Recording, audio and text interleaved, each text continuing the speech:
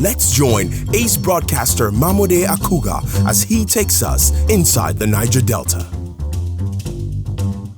Hello out there and welcome to the program. It's Inside the Niger Delta, the authentic voice of Nigeria's oil-rich region. I'm your regular host, Mamode Akugha. Today's package begins with a report on the controversy surrounding the Federation on the occasion of Nigeria's 60th independence anniversary.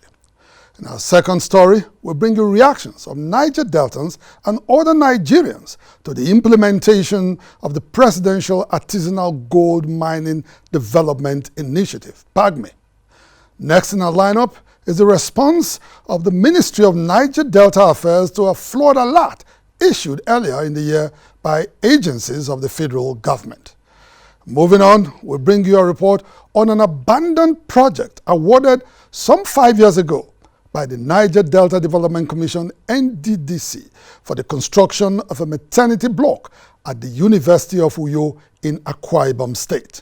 And finally, in today's package, we'll take a look at what some notable Niger Delta activists think about the ongoing forensic audit of NDDC operations. Inside the Niger Delta, the authentic voice of Nigeria's oil-rich region, will be back in just a moment. Don't go away. Niger Delta Development Commission, NDDC, determined to make a difference.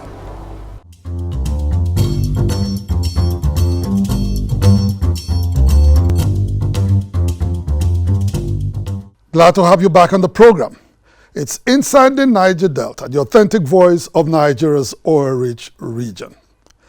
On the occasion of Nigeria's 60th independence anniversary, the media has been awash with a heated debate on the need to restructure the Federation to address the national question and promote peaceful and harmonious coexistence amongst Nigerians. In this report, correspondent Tekena Miofori takes a look at the common position of Niger Deltans in the ongoing fray over calls for a restructured Nigerian Federation. Nigeria's 60th independence anniversary on October 1, 2020 was observed by most Nigerians without the usual pomp and ceremony. For many, it was a time for sober reflection on the awry state of affairs that threatens Nigeria's continued corporate existence.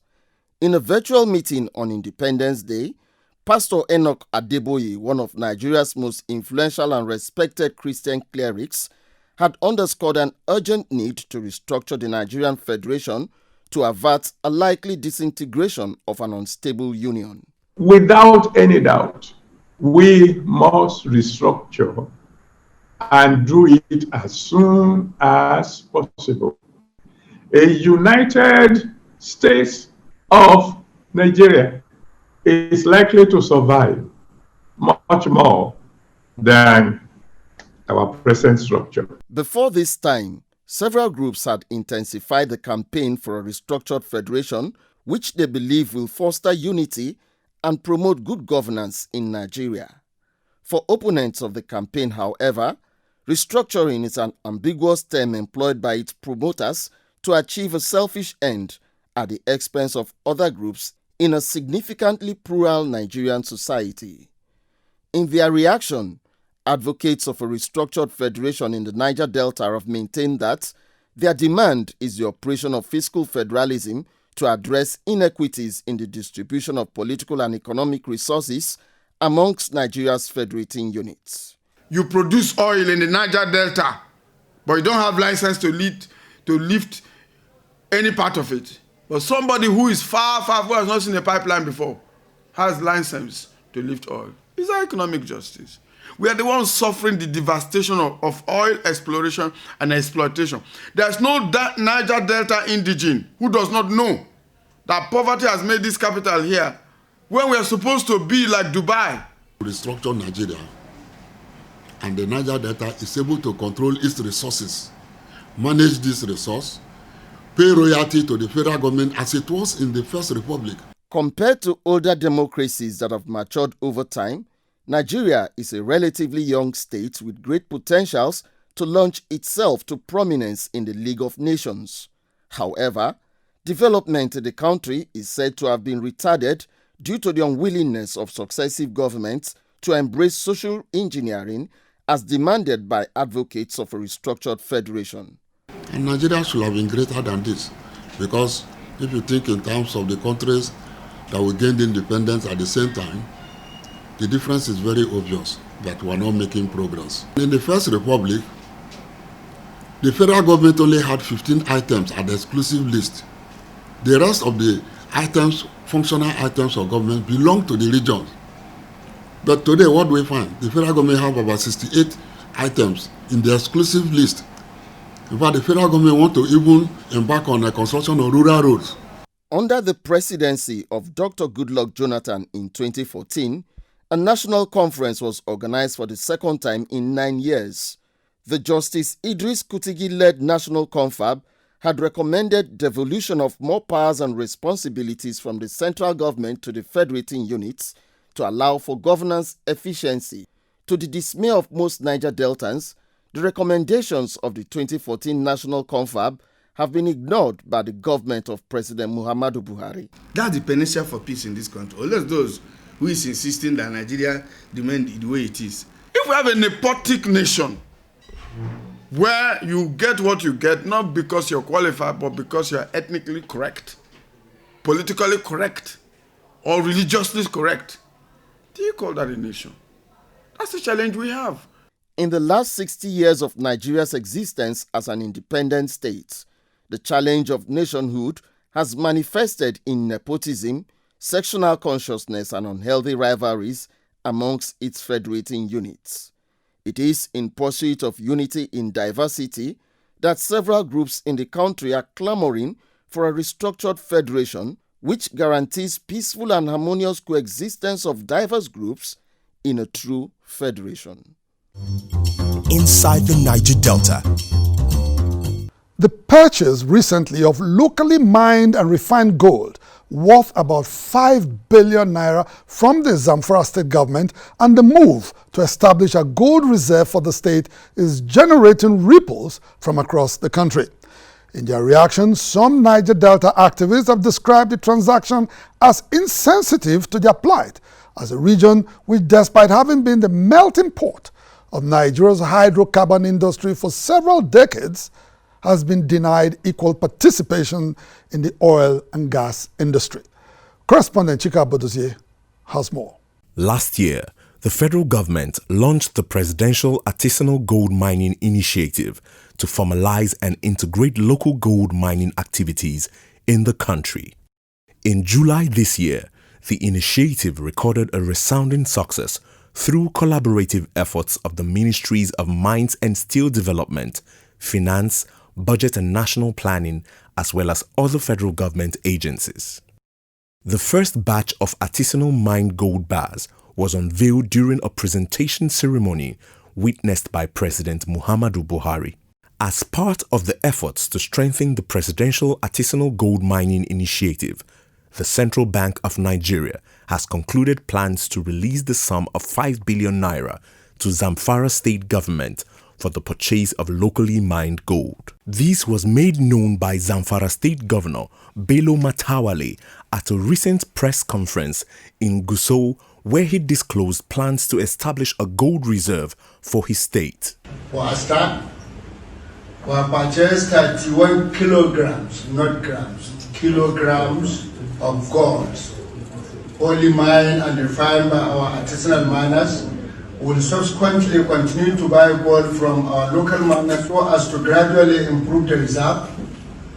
The precious metal will be deposited in a designated bank. The Presidential Artisanal Gold Mining Initiative was conceived to deploy more efficient and safer technologies in gold mining across the country. It is also intended to put a final stop to illegal gold mining and banditry in Nigeria's gold belt, where no fewer than 500,000 jobs will be created. Despite the laudable objectives of this plan, it has generated severe criticisms across the country. Human rights lawyer Joseph Ono Silas recently wrote to the Central Bank of Nigeria demanding a cancellation of the gold purchase. In a letter addressed to the Central Bank Governor, Godwin Emefiele, Mr. Silas described the gold purchase as illegal and a waste of scarce public funds. The gold so mined is sold to the CBN at international prices. What that means is that the northern region will be richer in terms of what natural resources that come from them, and the Niger Delta region will remain poor in terms of environmental degradation resulting from activities of artisanal oil miners. So those are the inequities that are put in place, I call them structural inequities, that leave the region worse off than it was several years down the road. The federal government's concession of ownership and control of gold mineral resources to local miners in Nigeria's gold belt is equally giving most Niger Deltans cause for worry. They wonder why the federal government is yet to fulfill a pledge made in March 2017 by Vice President Yemi Osinbajo to build and transfer ownership of modular refineries to operators of artisanal refineries in the Niger Delta. How many years down the line we're yet to see any of them that have been completed to add value, at least to reduce the pressure on the importation of petroleum products? That was the idea. For several decades, Nigeria has depended almost entirely on the black gold for its economic survival without an equitable participation of host communities in the oil and gas industry.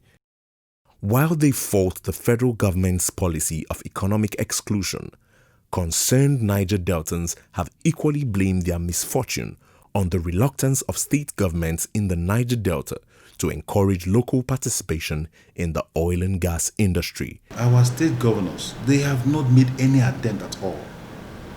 Rather, what they have done was to criminalize people that have been trying to show ingenuity. Why can't our states establish companies that will participate, even if they are not in drilling, in some level of refining or some level of byproduct production? Why are we not participating corporately as states in the region? The call on the federal government to replicate the presidential artisanal gold mining initiative in the Niger Delta is hinged on the premise that it would benefit artisanal crude oil refiners who, through their ingenuity, have sufficiently addressed the shortfalls in crude oil production over the years. With the federal government's avowed legalization of their operations, it is expected that artisanal crude oil refiners will be better equipped to provide more jobs and create wealth in a region that continues to grapple with the bedeviling trinity of poverty, insecurity, and underdevelopment. Inside the Niger Delta. Heritage Bank. Service, performance, respect, integrity, innovation, tenacity, excellence. Heritage Bank, your timeless wealth partner. Looking for irresistible luxury? Welcome to Oak Haven Hotel, located at the heart of GRA Port Harcourt, River State. With a wide array of luxury rooms to offer you exquisite comfort to the VIP lounge with wireless internet services and a fully packed bar, Oak Haven Hotel also has a dazzling swimming pool, a chill-out area, and a massage and wellness spa.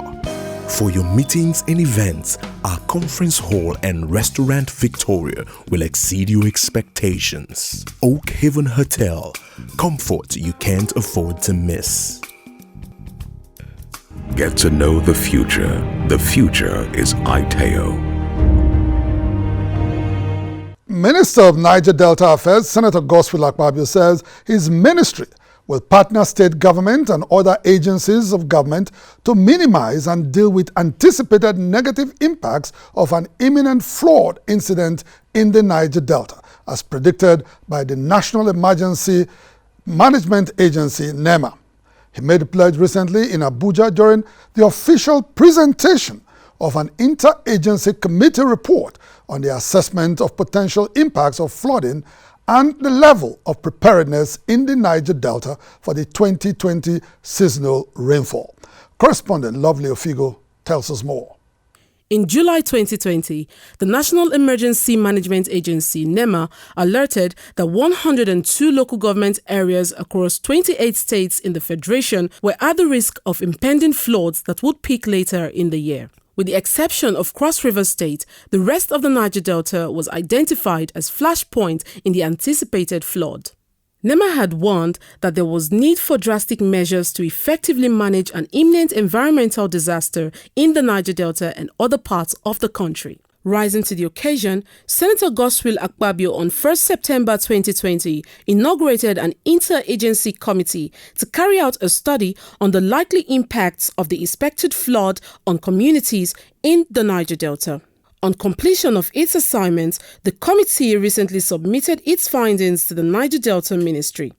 The committee strongly believes that the implementation of the recommendations made in this report will help the region develop highly integrated flood management approach with emphasis on prevention, mitigation and preparedness. Senator Akpabio, who thanked the committee for a job well done, observed that in addition to environmental hazards associated with oil and gas pollution, seasonal floods have become a real nightmare most communities in the Niger Delta have had to contend with in recent years. The Niger Delta region, of course, is a very important region to Nigeria, and so the economic impact will be much if we do not take heed while the sun shines.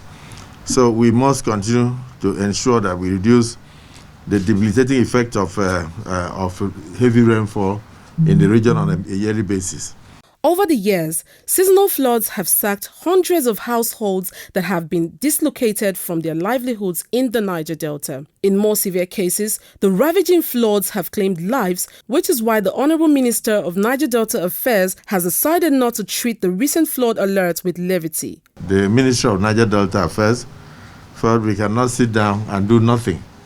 We must prepare in order to complement the efforts of the state governments and also complement the efforts of the local governments. So I'm glad that the committee has lived up to the expectation of the ministry. We will be part and parcel of the implementation.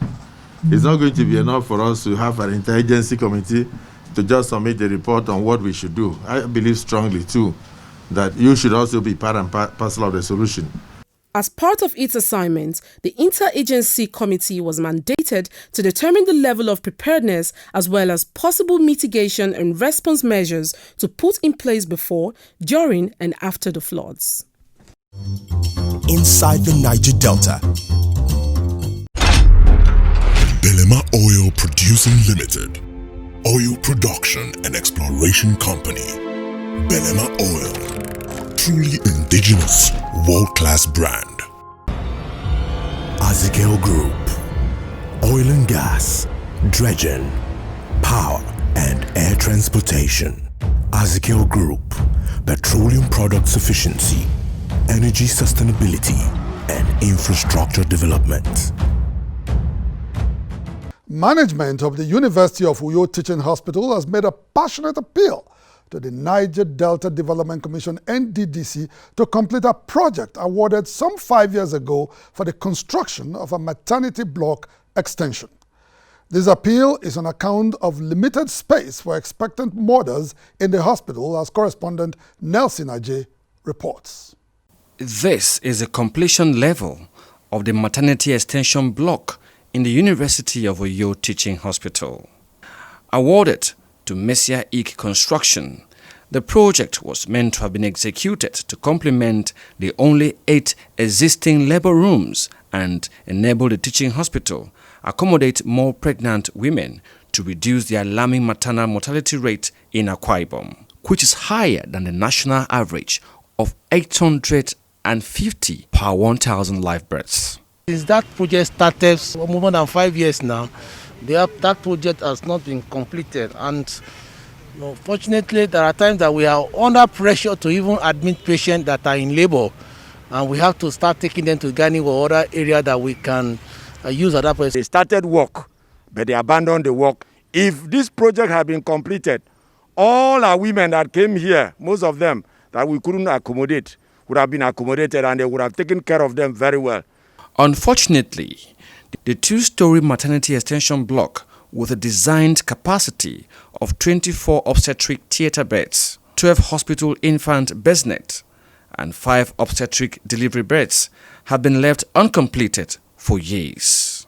Owing to the non-completion of this project, the teaching hospital can only admit a limited number of expectant mothers. We believe if we can get the help to complete that project, that will go a long way to ease the suffering of our patient that comes to access care in the hospital. They should come and help us and complete this project for the betterment of humanity and the federal government at large. Officials at the University of Oyo Teaching Hospital are calling on the NDDC to reactivate the project, which upon completion will address the challenge of increasing maternal mortality rate in Akwa Ibom State.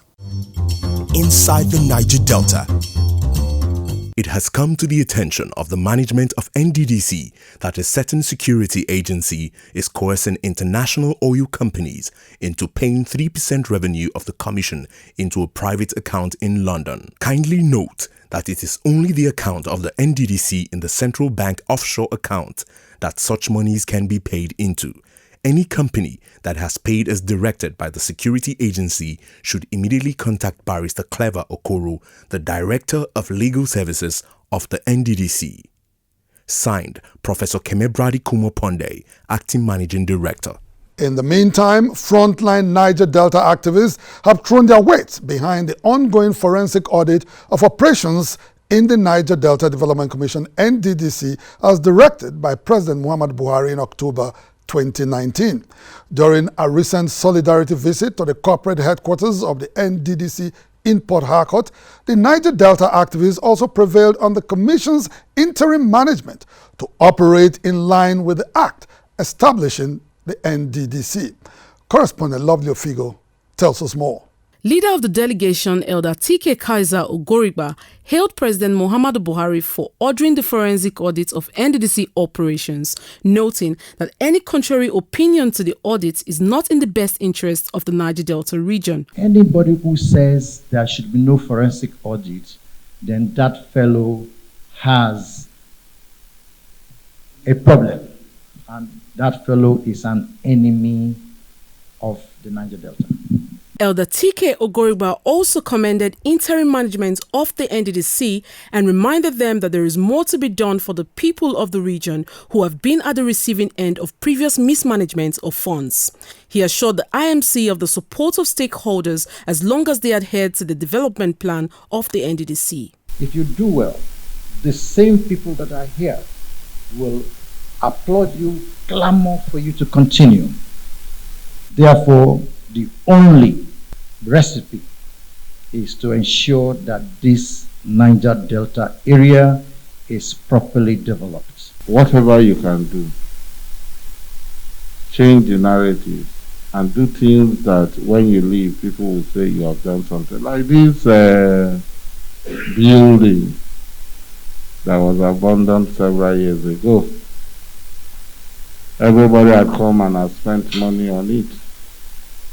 Maybe NDDC and NAMPADEC had even forgotten how much this building cost. But today we are sitting in this building in the Niger Delta. It's a very good, it's an achievement. Frontline Niger Delta activist Ankyo Briggs, who was part of the delegation, reiterated the importance of the commission to oil-producing communities. She also insisted that for self-preservation, Niger Deltans should have first consideration in any engineering project, support schemes or scholarships by the Niger Delta Development Commission, NDDC. I see no reason why our people should not have first consideration in engineering work that will develop the Niger Delta region through the Niger Delta Development Commission. There is no reason for anybody's son to be able to get scholarship from the scholarship that is coming from the NDDC if they are not from oil-producing states. Acting Managing Director of the NDDC, Professor Kemebradi Kumo-Pondey, reassured the delegation of the IMC's commitment to repositioning the NDDC for better and timely intervention. Pondey informed the delegation of intervention works already underway on some sections of the East-West Road and other agricultural programs for youths in the Niger Delta region. We want the NDDC to go back to real intervention. That's why we're looking back into the roadmap, the master plan. The East-West Road, when it got cut off between Mbiama and Kayama, it was NDDC that got Setraco to go back to fix that portion. We have started a pilot of rice planting project so that it can mop up our youths to go into farming. The central bank is ready to provide a loan for it. At the recent solidarity visit to the NDDC, Professor Pondey informed his guests that in line with the NDDC Establishment Act, the Commission commenced a monthly meeting with all Niger Delta governors to improve communication and avoid project duplication in the region. Inside the Niger Delta. Well, that's the size of our package on the program today. Inside the Niger Delta, the authentic voice of Nigeria's oil-rich region will be back same time, same station next week. Until then, you can follow us on our social media handles showing right now on your screen. Until same time next week, I am Mamode Akugha, thanking you for staying with us. Bye for now.